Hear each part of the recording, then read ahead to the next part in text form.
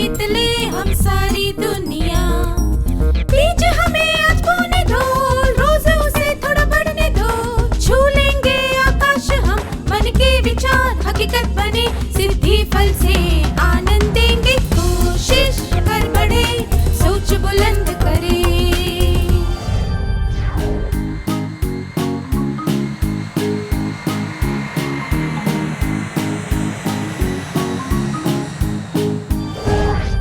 नमस्ते छात्रों, आप कैसे हैं? पिछले सत्र में हमने सीखा था कि हम जाने पहचाने और अभ्यस्त कार्य अच्छी तरह कर लेते हैं, क्योंकि हमारा दिमाग पैटर्न को पहचानते हुए उसी अनुसार काम करता है। जो बात प्रत्यक्ष हो और आम तौर पर दिखती हो, दिमाग उसी पर ध्यान देता है। जो चीज छुपी हुई हो, उस पर ध्यान देने के लिए हमें सहायता की आवश्यकता होती है। दिमाग उस चीज पर ध्यान देता है जिसकी उसे जरूरत होती है। आइए अब दिमाग के एक और पहलू पर ध्यान देते हैं। अब आपको स्क्रीन पर 9 बिंदुओं की एक तालिका दिखाई जाएगी। आपको केवल 4 रेखाएं खींचकर सभी 9 बिंदुओं को जोड़ना है, पर एक शर्त है। ऐसा करते समय आपको कागज से अपना हाथ नहीं उठाना है। क्या आप तैयार हैं? देखते हैं क्या आप इसे 5 मिनट में कर सकते हैं।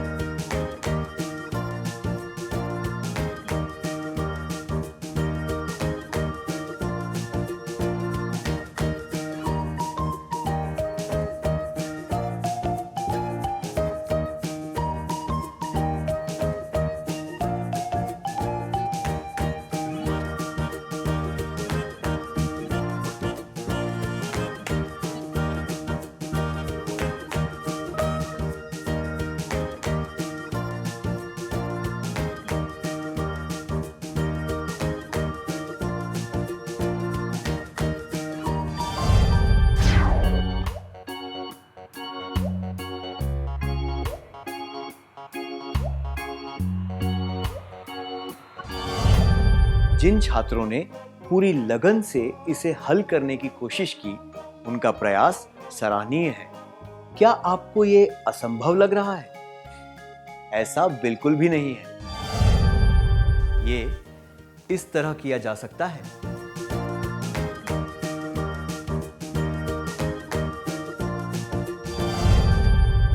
क्या आप ये सोच रहे हैं कि ये रेखाएं बिंदुओं के क्षेत्र से बाहर तक क्यों जा रही हैं? हमने रेखाओं के बारे में ऐसा तो कोई नियम नहीं बनाया था, है ना? अगर हमारा दिमाग बिंदुओं के घेरे में ही सोचेगा तो हमारे हाथ भी उसके अनुसार चलेंगे। ऐसी परिस्थिति में यह काम असंभव लगेगा, क्योंकि नियम के अनुसार हम अपने हाथ को नहीं उठा सकते। पर अगर हम बिंदुओं के घेरे के बाहर सोचेंगे तो हम नियमों का पालन करते हुए इसे हल कर सकते हैं। अक्सर हम खुद के लिए काल्पनिक रुकावटें पैदा कर लेते हैं, जिसकी वजह से हम नए तरीके से नहीं सोच पाते। जब हम इन काल्पनिक बाधाओं को हटा देते हैं, तब हम नए तरीके से सोच पाते हैं।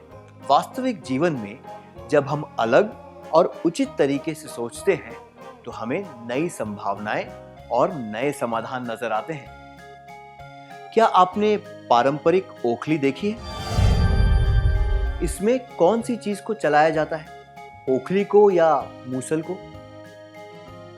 मूसल, है ना? ओखली तो एक जगह पर रहती है। ऐसा हजारों वर्षों से चलता आ रहा है, पर किसी व्यक्ति ने नए तरीके से सोचा और इस परिस्थिति को उल्टा कर दिया, जिससे ग्राइंडर इजाद हुआ। फिर उस व्यक्ति के बारे में सोचिए जिसने रबड़ को पेंसिल के पीछे लगाया। नए तरीके से सोचने की वजह से दो अलग चीजों को जोड़कर ऐसी पेंसिल बनाई गई। दिखने में बहुत ही सरल, मगर अद्भुत, है ना?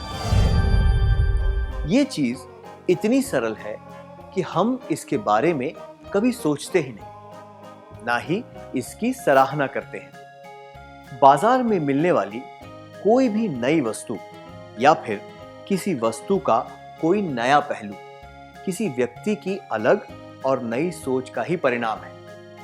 इसलिए हमें अपने दिमाग को इस तरह प्रशिक्षित करना चाहिए कि वो काल्पनिक बाधाओं को हटाकर नए और अलग तरीके से सोच सके। ऐसी सोच जो उचित हो और स्वीकार्य भी। अब एक क्रियाकलाप का समय है। कृपया 5-5 लोगों के समूह बनकर बैठ जाइए। प्रत्येक समूह को समान लंबाई वाली 6 छोटी तीलियां दी जाएंगी। इनका प्रयोग करके आपको 4 समबाहु त्रिभुज बनाने हैं। क्या आप ये काम 10 मिनटों में कर सकते हैं?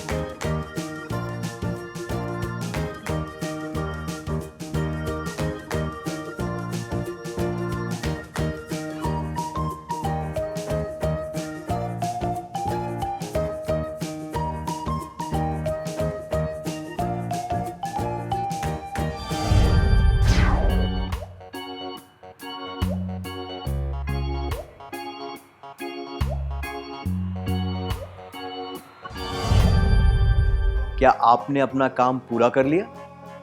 अगर हां, तो आपको बधाई हो। अगर नहीं, तो अपने दिमाग को प्रशिक्षित कीजिए ताकि वो अलग तरीके से सोच सके। अगर आप इसे द्विविमीय आकार के रूप में बनाने की कोशिश कर रहे थे, तो आप इसे हल नहीं कर सकेंगे। नए तरीके से सोचने की कोशिश कीजिए। स्क्रीन पर दिखाए गए चित्र से आपको कुछ संकेत मिल सकते हैं।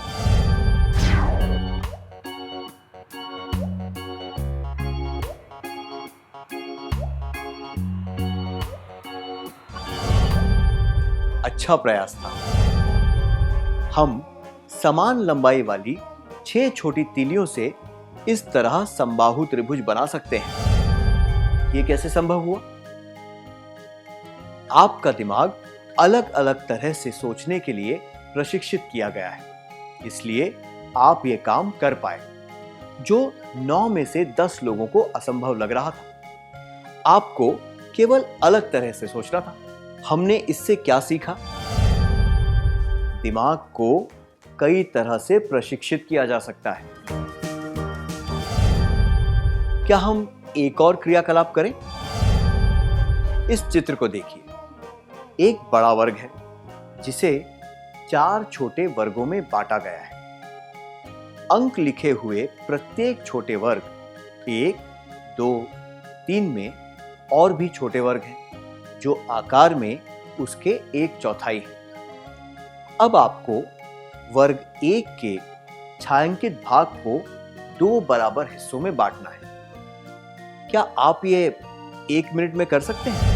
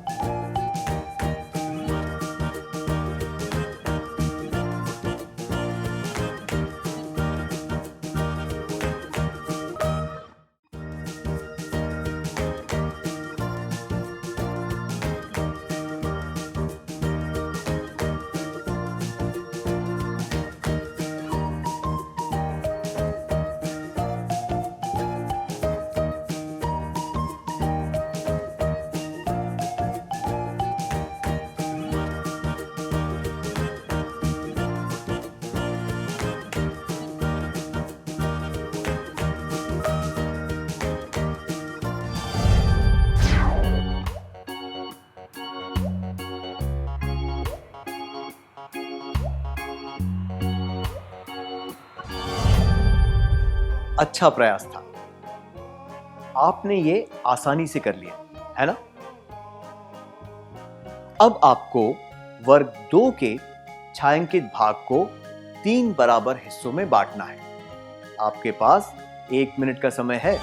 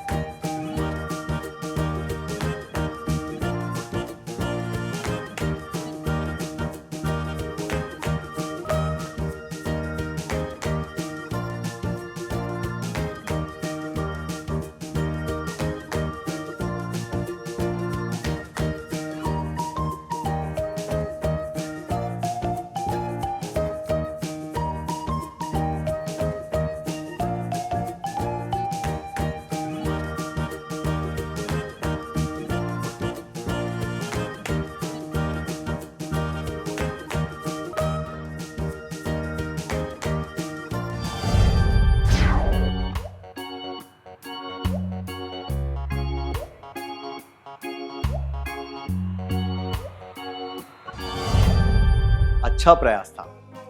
यह भी बहुत आसान था, है ना? अब आपको वर्ग 3 के छायांकित भाग को 4 बराबर हिस्सों में बांटना है। आप इसके लिए 3 मिनट का समय ले सकते हैं। क्या आप तैयार हैं? आपका समय शुरू होता है अब।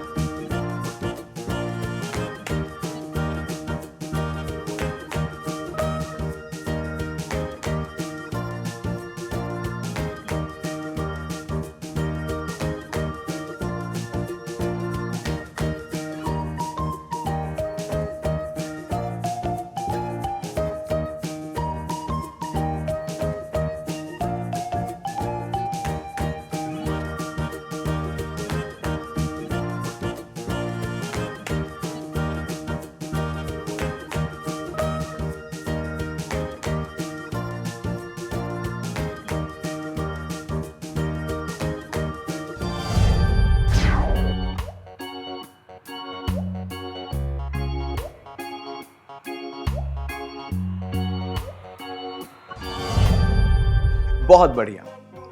आप में से शायद कुछ ही लोग ये कर पाए। क्यों? क्या ये असंभव लग रहा है? ऐसा तो नहीं है। अगर हम अलग तरीके से सोचें तो हमें इसका हल मिल सकता है। आपने हार मान ली? क्या मैं बताऊं ये कैसे किया जा सकता है? ये इस तरह किया जा सकता है। क्या अब हम वर्ग 4 को बांटने की कोशिश करें? आपको इसे 5 बराबर हिस्सों में बांटना है। आपके पास 3 मिनट का समय है। आप तैयार हैं?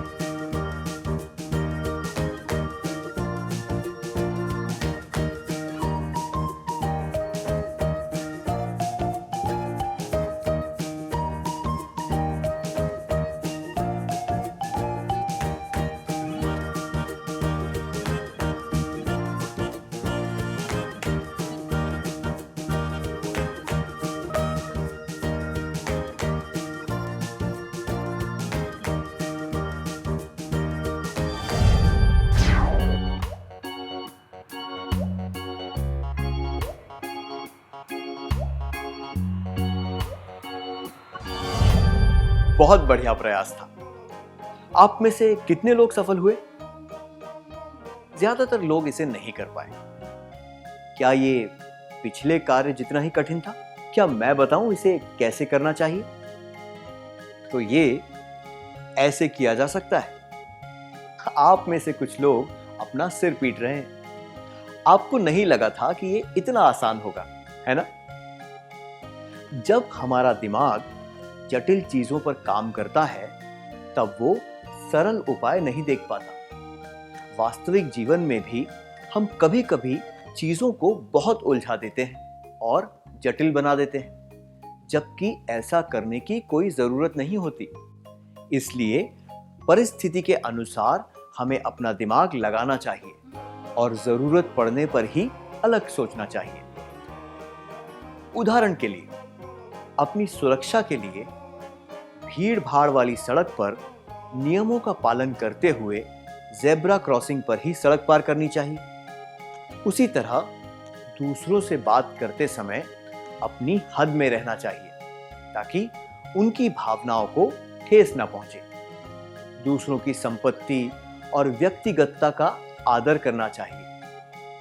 इन सब बातों के लिए नियमों को ध्यान में रखते हुए काम करना पड़ता है। जबकि कोई नई चीज बनानी हो तो उसके लिए अलग तरीके से सोचना पड़ता है। आशा करते हैं आप ये फर्क समझ पाएंगे और उचित तरीके से काम करेंगे। क्या हम आज के सत्र में सीखी बातों का सार संक्षेप कर लें?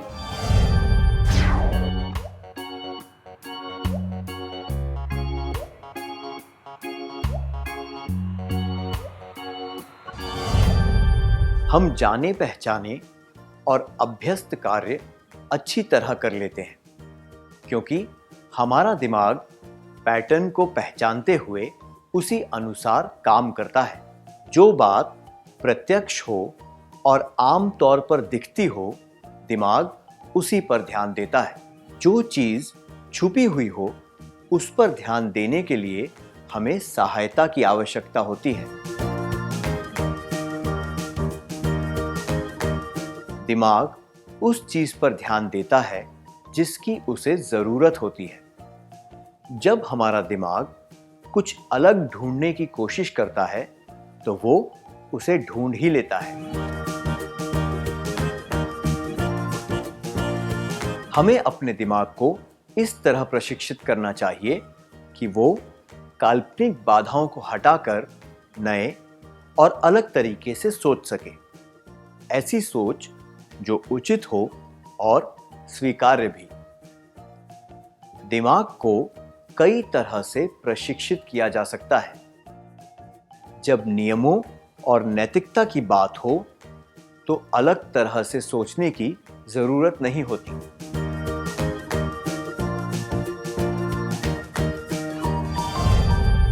इतनी अच्छी तरह सार संक्षेप करने के लिए धन्यवाद। क्या हम कुछ प्रश्न हल करें ताकि ये बातें हमें अच्छी तरह याद रहें?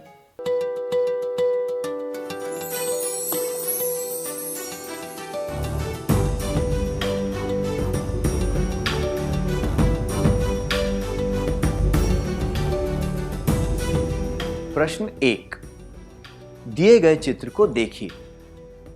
केवल एक तीली की जगह बदलकर आपको इस घोड़े की स्थिति को बदलना है। आप कौन सी तीली की जगह बदलेंगे और क्यों?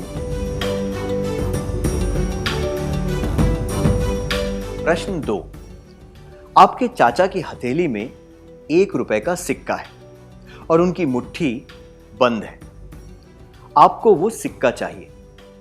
वो सिक्का मांगे बिना और छीने बिना आपको उनसे लेना है। वो सिक्का लेने के लिए आप कौन सा रचनात्मक या चालाक तरीका अपनाएंगे? प्रश्न 3, आपके पापा ने आपसे पड़ोस वाले घर की ऊंचाई ढूंढने को कहा है। आपके हिसाब से सबसे आसान तरीका कौन सा है? जवाब 1, मैं उस घर की परछाई की लंबाई निकालूंगा या निकालूंगी, फिर पाइथागोरस थ्योरम का प्रयोग करके उस घर की ऊंचाई ढूंढूंगा या ढूंढूंगी। जवाब 2, मैं एक लंबी डोरी लूंगी या लूंगा, उसे छत से नीचे जमीन तक लटकाऊंगी या लटकाऊंगा और उस लटकी हुई डोरी की लंबाई नाप लूंगी या नाप लूंगा। जवाब 3, लंबाई ढूंढने के लिए मैं कोई नया तरीका सोचूंगी या सोचूंगा।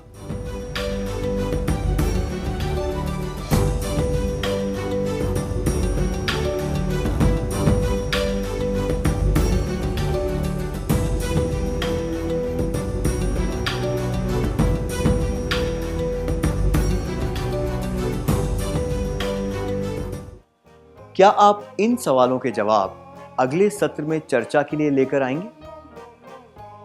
तब तक के लिए अलविदा।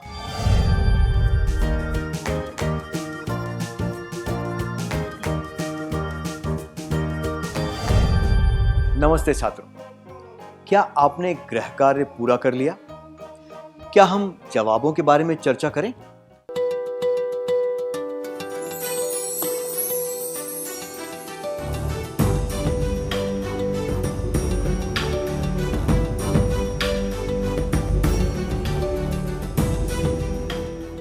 पहले प्रश्न के लिए दिए गए चित्र को देखिए। केवल एक तीली की जगह बदलकर आपको इस घोड़े की स्थिति को बदलना है। आप कौन सी तीली की जगह बदलेंगे और क्यों? सही जवाब है पीछे वाले पैर की तीली को लेटा देना, ताकि ऐसा लगे कि घोड़ा अपने घुटनों पर खड़ा है। कई लोगों को इसे हल करने में मुश्किल होती है, क्योंकि वे इस तरह से सोच नहीं पाते। लोग केवल इस बारे में सोचते हैं कि वो जिस तरफ देख रहा है उस दिशा को कैसे बदले। वे इसी का प्रयास करते हैं और असफल हो जाते हैं। अलग तरह से सोचने पर हमें तुरंत हल मिल जाता है। आपने इस पहेली का क्या हल निकाला था?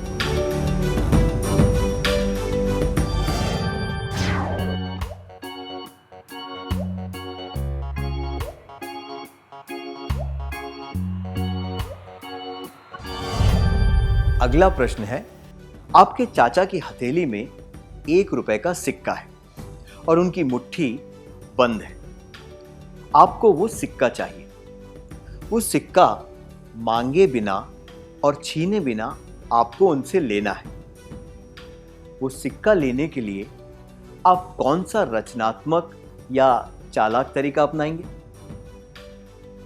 क्या आप सबको बता सकते हैं कि आपने इसका क्या हल निकाला?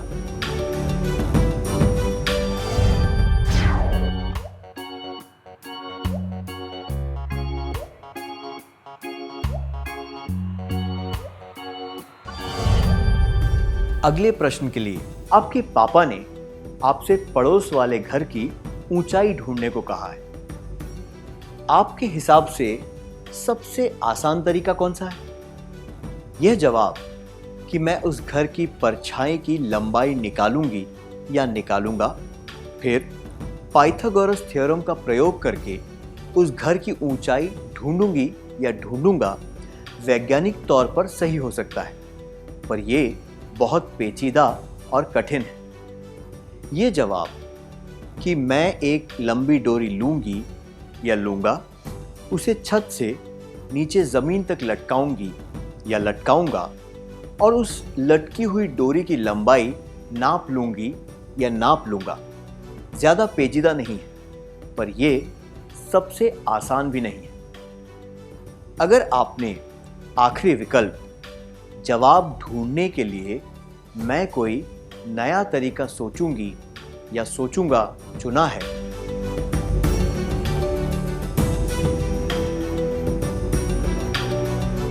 तो क्या आप सबको बता सकते हैं कि वो क्या है?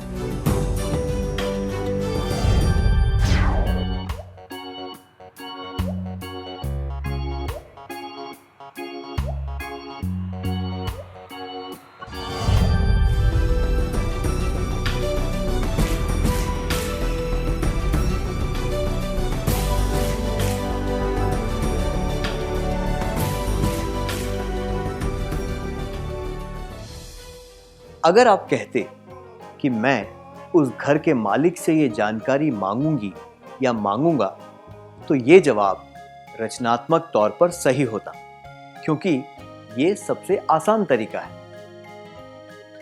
जिन छात्रों ने रचनात्मक तरीके से सोचकर जवाब दिए, उन्हें बधाई हो। याद रखिए, रचनात्मकता से सोचते समय कोई भी जवाब सही या गलत नहीं होता।